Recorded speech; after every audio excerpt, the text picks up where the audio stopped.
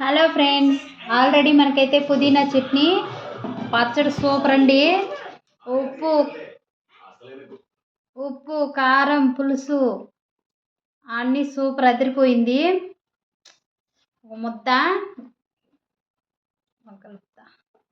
అసలు పుదీనా పచ్చడి అయితే తక్కతక్కలాడుతుందండి. నాలుకైతే చూడండి, చాలా బాగుంది అసలు. సూపర్.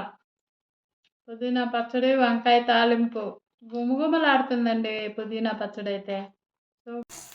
5 మినిట్స్ తర్వాత అయితే మూత తీసి చూసానండి నేను. చూడండి, బాగా వేగింది. పసుపు ఉప్పే ఎందుకు వేసినాను, కారం వేయలేదే అనుకుంటారేమో. కారం ఇప్పుడే వేసామనుకో నల్లగా అయిపోతుందండి. కారం కలర్ఫుల్గా కనిపించాలంటే లాస్ట్లో ఒక 5 మినిట్స్ తర్వాత వేసామంటే కలర్ కూడా బాగా మనకి ఇది అవుతుంది.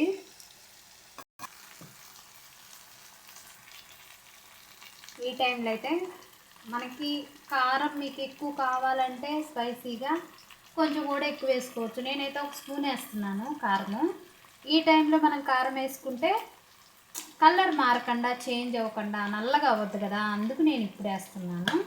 మనకి 75% అయితే బాగా కుక్ అయిపోయిందండి వంకాయ.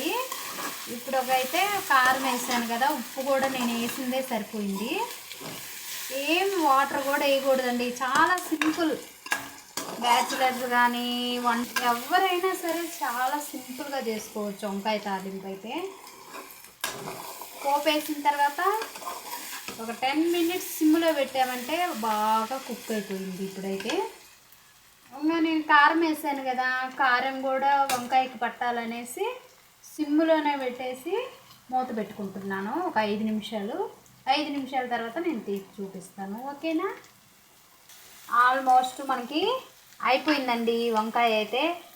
అస్సలు అలా అంటే అలా అయిపోతుంది, మెత్తగా సాఫ్ట్గా చెదిరిపోకుండా క్రిస్పీగా వచ్చేసి కూడా బాగా ముక్కు కూడా చూడండి కొంచెమన్నా చెదిరిందేమో చూడండి. తాలింపు అయితే మనకి బాగా రసుకొని ఏం కూర అవసరం లేదు, ఈ తాలింపులోనే కలుపుకొని తినేయచ్చు, అట్లా ఉంటుంది. చాలా సూపర్ ఉందండి. వీడియో నచ్చినట్లయితే ఏం చేయాలి, లైక్ చేయండి, షేర్ చేయండి, సబ్స్క్రైబ్ చేసుకోండి.